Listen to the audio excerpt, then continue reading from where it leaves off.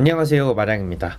이번 영상에서는 서류에서 떨어지는 취준생분들에게 몇 가지 조언을 드리려고 합니다. 제가 요즘 주말마다 포트폴리오 멘토링을 하고 있거든요. 하다 보니까 많은 분들께 공통적으로 보이는 어떤 두려움이 있었어요. 그래서 제가 많이 받았던 질문들을 종합해서 몇 가지 말씀을 드려보겠습니다. 첫 번째 조언은 모든 이력을 적어라 라는 내용입니다. 제가 가장 많이 받았던 질문이 요 경험 적어도 되나요? 이런 질문들이었는데 다 적으라고 말씀을 드리고 싶어요. 지금은 큰 이력, 작은 이력을 가릴 때가 아니거든요. 아무리 작은 경험이라도 다 긁어 모아서 저 이런 사람입니다 어필을 해야 되는 때입니다. 그러면 왜 적을지 말지 두려움이 생길까 저 나름대로 고민을 해봤는데, 작은 경험 또는 결과가 실패로 끝났던 경험에 대해서는 마이너스가 된다고 생각을 하시는 것 같아요. 이런 경험을 쓰면은 면접관분들이 오히려 나쁘게 생각하지 않을까 이런 걱정들을 많이 하시는 것 같았습니다. 그런데 그렇지 않습니다. 경험이 얼마나 작든 실패를 했든 결과로 플러스 마이너스가 결정이 되지 않거든요. 그런 이유는 신입은 역량을 잘 안 봅니다. 면접관은 지금 신입이 얼마나 잘하는지 못하는지에 대해서 생각보다 크게 관심이 없어요. 왜냐면은 어차피 데려와서 다 가르쳐야 되는 건 똑같거든요. 그래서 중요한 거는 성장 가능성입니다. 그리고 이 성장 가능성은 이 일이 잘 됐냐 안 됐냐 결과보다는 내가 이 과정에서 무엇을 의도하고 행동하고 결과를 얻고 학습을 했는가, 이 사이클로 보여주는 거예요. 그러면 이 과정을 어떻게 잘 어필할 것인가에 대해서 한번 얘기를 해보겠습니다. 이 세 가지를 기억하면 돼요. 내가 무엇을 중요하게 생각을 하고 선택을 했는가, 그리고 실제로 행동으로 옮겼는가, 행동을 했으면 결과가 나왔을 텐데 결과로부터 어떤 것을 배웠는가, 이 세 가지 스토리를 잘 설명할 수 있다면 어떤 경험이라도 면접관분들에게 잘 어필을 할 수가 있습니다. 이게 정말 중요한 사이클이거든요. 그래서 좀 더 설명을 드려볼게요. 내가 의도를 가지고 선택을 하고 실제로 행동을 해서 나온 결과로부터 학습을 하고, 학습을 했던 것을 바탕으로 또다시 그 다음 선택을 더 현명하게 해내고, 이러한 사이클이 스스로 성장할 수 있는 학습 사이클이거든요. 나는 이런 방향으로 가야겠다, 자기 동기를 가지고 성장을 하는 겁니다. 그런데 이런 과정이 없이 좋은 이력만 수집하는 분들도 꽤 있습니다. 그런 사람들은 아무리 좋은 인턴십을 하고 아무리 좋은 부트캠프를 했다고 하더라도 같이 일하고 싶다는 생각이 잘 들지가 않아요. 스스로 동기가 부족한 분들은 무엇이 좋다고 계속 알려줘야 하거든요. 가르치기가 좀 어렵습니다. 하지만 자기가 원하는 것을 아는 분들과 일할 때는 되게 재밌습니다.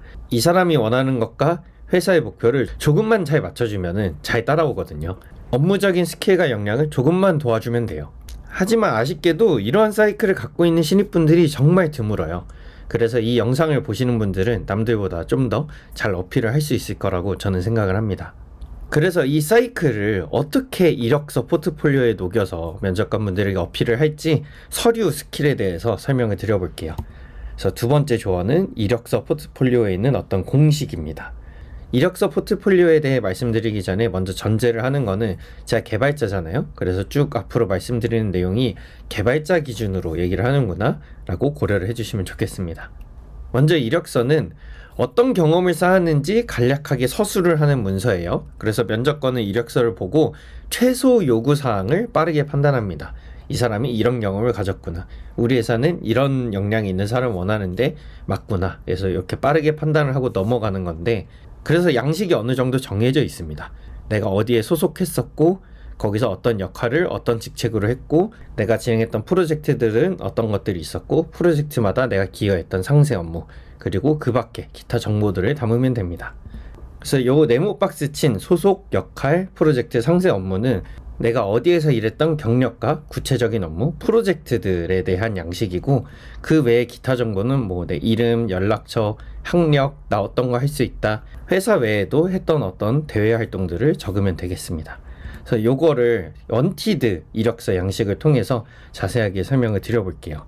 언티드 홈페이지 가면 볼 수 있는 기본 이력서입니다. 그래서 먼저 간단한 개인정보, 기타 정보를 적고 그 다음에 경력을 적습니다. 첫 번째로 소속이 있고 그 아래 역할 직책이 있고 그 아래 내가 어떤 콘텐츠 굿즈 판매 프로젝트를 했는데 그 안에서 이런 업무를 했다. 그리고 이 프로젝트 내용이 소속마다 여러 개 있겠죠. 그리고 소속이 한 개가 아니라 여러 개였다면 이 큰 네모 박스를 쳐서 이런 경력이 여러 번 반복이 될 것입니다. 그래서 이력서는 어떻게 적어야 되지? 크게 고민할 게 없어요. 이 양식을 지켜서 쭉 적어가면 되겠습니다. 그런데 문제는 신입은 이력서로 어필할 게 많이 없어요. 왜냐면 가진 경험 자체가 적고 얕기 때문이죠. 그래서 포트폴리오라는 게 있거든요. 포트폴리오를 통해서 내 성장 가능성을 보여주는 것이 필요합니다. 포트폴리오는 이력서의 진행 업무들에 대해서 상세 내용을 더 자세히 적는 문서입니다. 그래서 이력서 예시, 아까 전에 보여드렸던 거에서 프로젝트 아래 내가 기여했던 상세 업무 부분, 프로젝트 구조 설계 및 각종 컴포넌트 개발 등등등 이력서의 이 부분을 자세히 서술하면 되겠습니다. 그럼 어떻게 자세히 적느냐? 이것도 양식이 있거든요. 어떤 문제가 있었고 내가 그걸 어떻게 풀었고 그래서 나온 결과가 무엇이고 무엇을 배웠고 추후에 어떤 식으로 개선을 했었다 또는 어떤 개선 계획을 가지고 있다 이런 것까지 쫙 적으면은 포트폴리오의 한 네모 박스가 완성이 됩니다. 이 중에 제일 중요한 해결 과정에 대해서 어떻게 적을지 설명을 드리면, 이 문제를 풀기 위해서 고민했던 여러 방법들이 있을 거잖아요. 그런 여러 선택지들을 전부 적고, 그래서 나는 어떤 방법론을 선택을 했고 어떻게 적용을 했다. 그래서 이 부분은 내 의도를 보여주는 거거든요.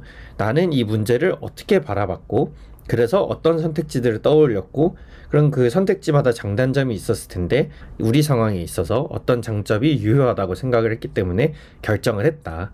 그럼 이 과정에서 이 사람은 안정성을 중요하게 생각하는구나, 성능을 중요하게 생각을 하는구나, 또는 뭐 생산성, 그래서 여러 기준들이 있을 텐데 어떤 것을 기준으로 결정하는지에 대해서 이 사람에 대해서 좀 더 자세히 알 수 있는 그런 근거들이 됩니다. 나머지 이 해결 과정에 따라서 실천을 했을 때 나오는 결과, 무엇을 배우고 그래서 어떻게 개선을 했다, 이 사이클을 하나 완성시켜 주는 것, 그래서 이것이 포트폴리오의 전체적인 양식입니다. 이 한 가지의 양식이 내가 풀었던 문제 개수만큼 있겠죠. 그래서 프로젝트 하나당 여러 가지 문제가 있었을 텐데 이 문제 하나하나 상세 과정에서 내 학습 사이클을 통해서 성장 가능성을 어필을 하시면 되겠습니다. 그런데 마지막 정말 중요한 문제가 있어요. 이력서나 포트폴리오에 적을 경험이 아무리 작은 거더라도 정말 하나도 없을 때는 어떡하나요? 이런 질문도 받았을 때가 있거든요. 근데 이런 거는 아쉽게도 당장 뭔가 해결할 수 있는, 당장 개선할 수 있는 좋은 방안은 없습니다. 왜냐하면 경험을 거짓말로 적을 수는 없기 때문에. 그래서 당장은 힘들지만 6개월 뒤 또는 1년 뒤를 위해서 또 마지막 한 가지 조언을 드려보겠습니다. 마지막 조언은 실전 경험을 쌓으라는 겁니다. 특히 대학생분들은 이런 질문들을 종종 하시거든요. 이번에 방학이 오는데 무엇을 하는 게 가장 좋을까요? 그럴 때마다 저는 실전적으로 무언가 만드는 경험을 쌓으라고 말씀을 드리는데, 대학교를 가고 과제를 하고 학점을 받고 졸업 프로젝트를 하고 영어 점수를 따고 대부분의 사람들이 하는 기본적인 경험들이잖아요.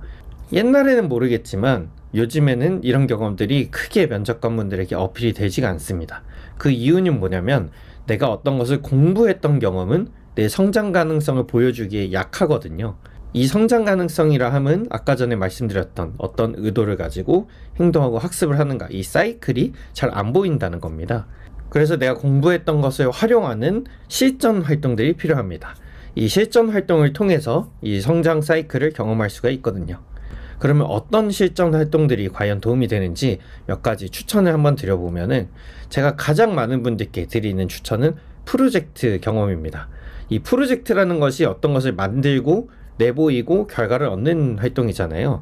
이 과정이 회사에서 겪는 것하고 꽤나 비슷합니다. 그래서 따라가다 보면 자연스럽게 내 의도와 행동과 결과, 성장 가능성들을 보여주기가 상당히 좋은 경험이라고 생각을 해요. 그래서 예시로 사이드 프로젝트를 하거나 동아리 들어가서 하든 공모전을 나갈 수도 있고, 뭐 교내에 내가 어떤 서비스를 운영해 볼 수도 있을 겁니다. 그런데 사실 프로젝트 경험만이 정답이냐, 그런 건 아니거든요. 그래서 프로젝트가 아니어도 내가 공부한 것을 활용해서 뭔가 실제로 뛰어들어보는 실전 경험이면 다 좋다고 생각을 해요. 그래서 예시를 더 들어보면, 알고리즘 대회를 나가든 내가 발표나 블로그를 쓰면서 지식 공유를 하든, 아니면 많은 사람들이 지식 공유를 할 수 있도록 커뮤니티를 운영을 하든, 아니면 이런 공부와 관련되지 않은 전혀 다른 활동, 학생회를 할 수도 있고, 주식 투자를 해서 큰 돈을 벌 수도 있을 거고, 장사를 할 수도 있고, 다 상관이 없습니다. 실제로 뛰어들어 보는 경험이면 다 좋다고 생각을 합니다. 다만 중요한 전제가 하나가 있어요. 내가 이걸 어떻게 하면 더 잘할까 고민하시고 그걸 실천하시고, 크든 작든 성공이든 실패든 결과까지 보라고 말씀을 드리고 싶습니다. 그래야 이 성장 사이클을 경험을 할 수가 있거든요. 지금 이렇게 말로만 들었을 때는 고민하고 행동하고 결과를 보고 뭐 복잡하게 들릴 수 있거든요. 그런데 쉬운 방법이 있습니다. 바로 진심으로 임하면 이런 경험들이 자연스럽게 따라와요. 취업을 위해서가 아니라 내가 하고 싶은 일을 하면은 어떻게 하면 더 잘하지, 어떻게 하면 더 성장할 수 있지를 남들이 시키지 않아도 스스로 고민을 하게 되어 있거든요. 그래서 중요한 것은 하고 싶은 것을 해야 한다. 이렇게 진심으로 여러 가지 실전 경험들을 쌓으셨다면은 이제부터는 서류나 면접이 전혀 두렵지 않을 거예요. 내가 크게 어필하려고 하지 않아도 와, 이 사람은 이런 것을 중요하게 생각하면서 이런 행동들을 했구나. 그럼 그 경험에 대해서 면접관이 알아서 궁금해 할 겁니다. 그래서 오늘 영상을 마무리 지어보면은 모든 이력을 적어라. 그리고 어떻게 적을지 공식에 대해서 말씀을 드리고, 내가 적을 경험이 정말 부족하다 했을 때 6개월, 1년 이렇게 텀을 두고 어떤 경험들을 쌓일지에 대해서도 추천을 드려봤습니다. 멘토링을 하다 보면은 멘티분들께서 자신감이나 자존감이 많이 내려가 있는 걸 볼 수 있거든요. 아, 내가 했던 경험이 너무 작아서 내가 잘할 수 있을지 모르겠다, 이런 걱정들을 많이 하시는데, 그럴수록 내면으로 들어가기보다는 결과를 만들기 위해서 발산을 하시기를 추천을 드려요. 더욱더 밖으로 나가고 더욱더 뭔가 행동하시고 만들려고 하시고, 그래야 성장할 수 있는 사이클을 밟을 수 있거든요. 그리고 작은 것부터 도전을 하시기를 추천을 드립니다. 왜냐하면 처음부터 너무 큰 경험을 쫓다 보면은 거의 실패하실 거거든요. 그러다 보면 자신감이 더 내려가는데, 더욱더 작은 것, 뭐 오늘 하루 아침 일찍 일어나기, 오늘 팔굽혀펴기 5회 하기, 이런 것도 괜찮아요. 그래서 작은 성공 경험을 쌓다 보면은 아, 나 여기까지 했는데 그 다음 단계도 할 수 있지 않을까? 이렇게 자신감이 점점 올라갈 거라고 생각을 합니다. 그래서 오늘 영상 이렇게 마무리하고 취준하시는 분들 전부 진심으로 응원합니다. 화이팅입니다.